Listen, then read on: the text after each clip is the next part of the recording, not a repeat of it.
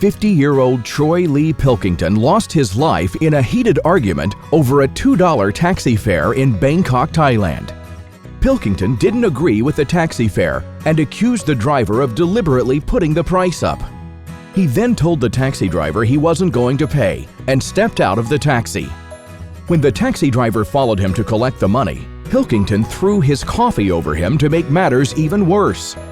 The Thai taxi driver ran off to the trunk of his car to take out a foot-long sword and put an abrupt end to the argument by stabbing and slashing Pilkington to death. A police officer in China named Guan Chai'an almost lost his life after performing what should have been a routine license check on a taxi driver. When asking the driver for his license, the taxi driver sped away at a high speed. Because Chai'an was standing in front of the car, his only option was to jump on the roof to avoid getting run over. The driver shook him off by making aggressive movements with the car. While the unlicensed taxi driver got away and still hasn't been tracked down, Chai'an had to get medical treatment for a damaged spine, compressed lung, a concussion, and several bruises. 31-year-old Denise Rebolado refused to pay a $980 fare for a 200-mile taxi trip. The unemployed mother has a long history of being unstable and paranoid.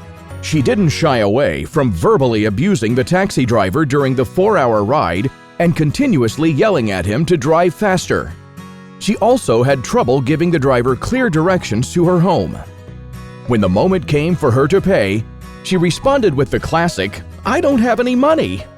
After being arrested, she finally agreed to pay the taxi fare within a 30-day period. From now on, the taxi driver will only accept long-distance trips when they are paid up front.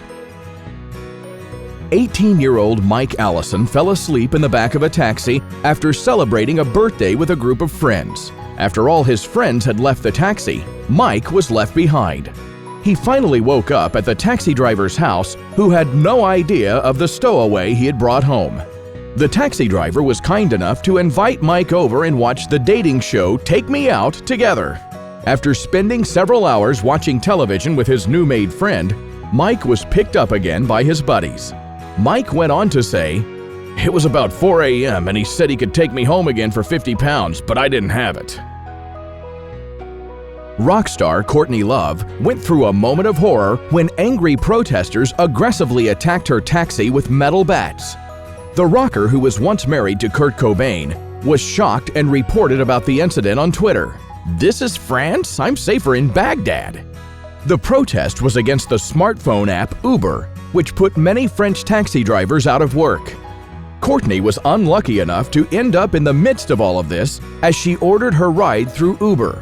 The taxi was ambushed and the driver was taken hostage. It left Courtney terrified with a feeling of helplessness while the riot police tried to get back control. After a wild and unforgettable ride, she finally arrived safely back at the airport. It is unknown if she'll ever return to the City of Love.